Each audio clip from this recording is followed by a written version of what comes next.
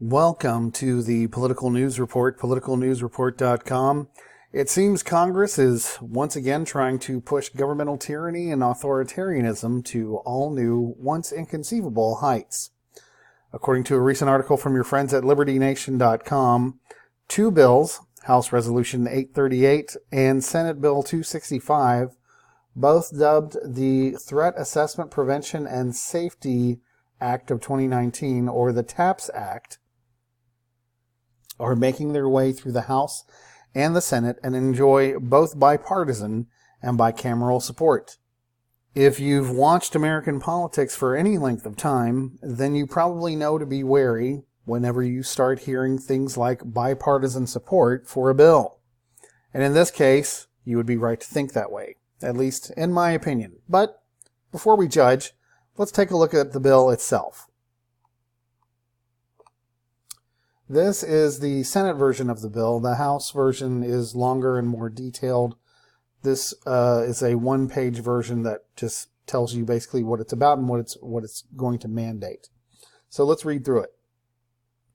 Threat Assessment Prevention and Safety Act of 2019, sponsored by Senators Marco Rubio, that should raise some flags right there, Kristen Sinema, and Tom Tillis.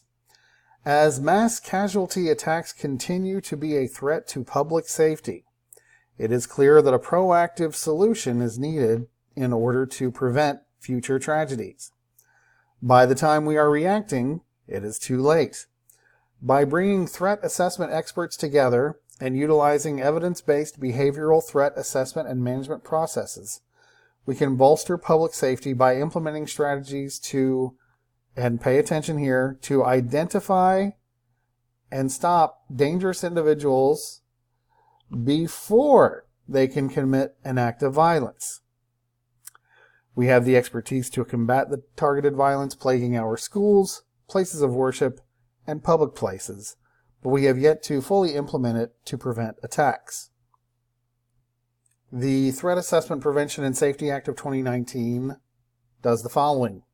Establishes the Joint Behavioral Threat Assessment and Management Task Force to develop a national strategy to prevent targeted violence through threat assessment and management and evidence-based processes, to identify individuals that exhibit patterns of dangerous behavior that may precede an act of violence.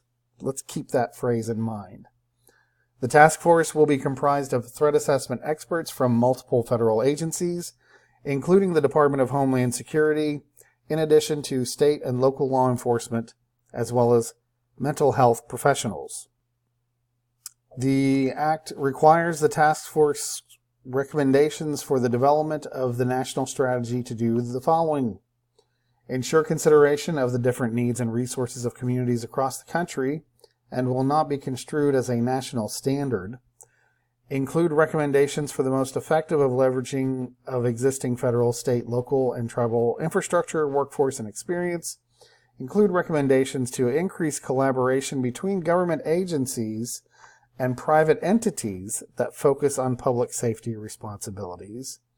Include recommendations on training programs to disseminate to state and local entities, and to include recommendations for a behavioral threat assessment and management school violence prevention program to train and support multidisciplinary, multi-jurisdictional behavioral threat assessment and management processes for educational entities. And then this last point, to me, is the biggest one to take away. The Act creates a grant program for states, local governments, tribal organizations, educational entities, and non-governmental organizations to help establish community-based behavioral threat assessment and management units. Let me read that to you again. It's going to create a grant program to help establish community-based behavioral threat assessment and management units. One other thing I think to note from this Senate version of the bill is that it's endorsed by the Association of Threat Assessment Professionals, which is a group I actually had never heard of before, but probably is worth keeping an eye on going forward, as well as several other law enforcement groups. So this bill seems to me will set the stage for a future where everything you say or do will be under constant scrutiny. Not that that isn't happening already. It will create a world where if you dare let on that you question what is deemed acceptable by the overlords of the day, you can expect a visit from one of these behavioral threat assessment units, despite having done nothing wrong. Just like in George Orwell's dystopian novel, 1984, we will become a society where parents are afraid to speak in front of their children. Neighbors and co-workers will live in constant fear of each other for either being a threat or being reported as being a threat. This act, whether or not it is actually well intended, although I will admit that I personally do not believe that it is well intended, will eventually be used to chill and ultimately suppress the questioning of authority. That is a right not only guaranteed by the First Amendment of the U.S. Constitution, but it is an inalienable right and civic duty of every human being. Speaking of the Constitution, it also flies in the face of the Fourth Amendment, which protects your other inalienable right to be left alone unless and until you actually do something wrong. This is the state of affairs that Hitler, Stalin, and Mussolini dreamt about. It's the state of affairs that the Fabian socialists have been dreaming about for decades. It's another step towards total human slavery. This type of measure is so disturbing that even Rachel Maddow, back in 2009, called out Barack Obama for suggesting such a measure when he was president back then. I'm not going to play this video. I'm going to link to it. This is not a link to an actual MSNBC link. I have not been able to find the video on MSNBC's website or their YouTube channel, so I'm going to put this link here. I did find the transcript to that show, so if you'd like to read the details and see the actual source, then that link will be in the show notes. But going back to this bill, this justification that they start off with about the need to take some sort of action, proactive action, to prevent mass casualty attacks, mass shootings, should be viewed with a critical eye. These honorable men and women in Congress, so-called honorable men and women, are claiming the justification for such invasive and oppressive measures to prevent these mass casualty attacks, claiming that it's becoming some sort of an epidemic. And as awful as these events are, the reality is that the chances that you will find yourself in such a situation, or your children, is minute. And these politicians and the groups pushing this agenda are just using the mass shooting phenomenon as a way to scare the American people into giving up their freedom and their money for the promise of security. This is part of a strategy called the Hegelian dialectic. I did a short video on it, and I will put a link in the show notes. Also, I did a written blog post, and I'll put links to that in the show notes so you can take a look for yourself. But basically, what the Hegelian dialectic is, it's a strategy for those in power to use fear to get you to go along with things you would never otherwise find acceptable. And they've been using this tactic throughout history, but at an accelerated pace in the 21st century. And they're using it to scare people into going along with more war, more authoritarianism, and less freedom for the average person.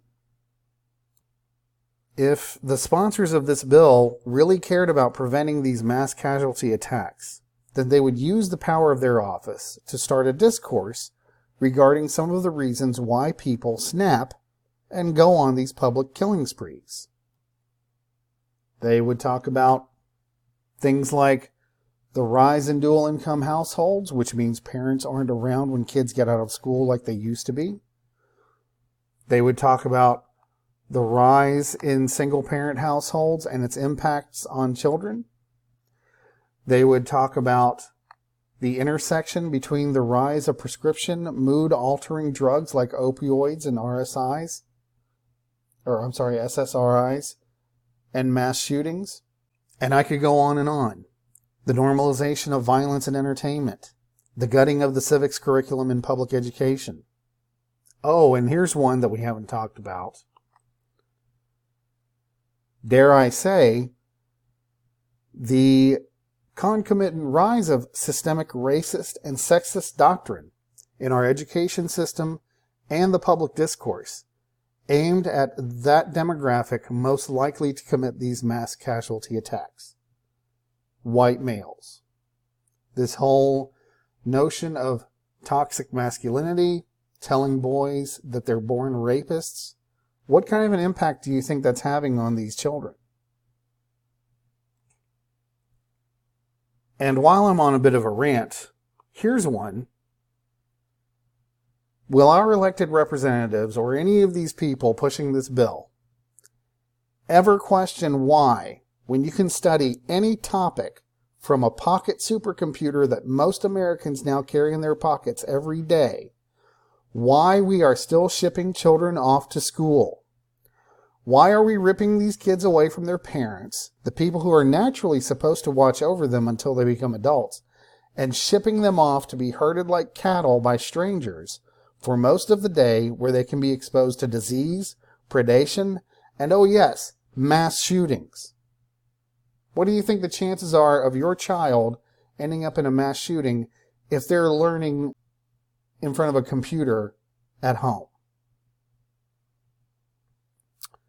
But you won't hear that from any of the politicians or groups pushing for the invasive measures that are tucked into this bill, because none of these topics provide a justification for more power over you by the government.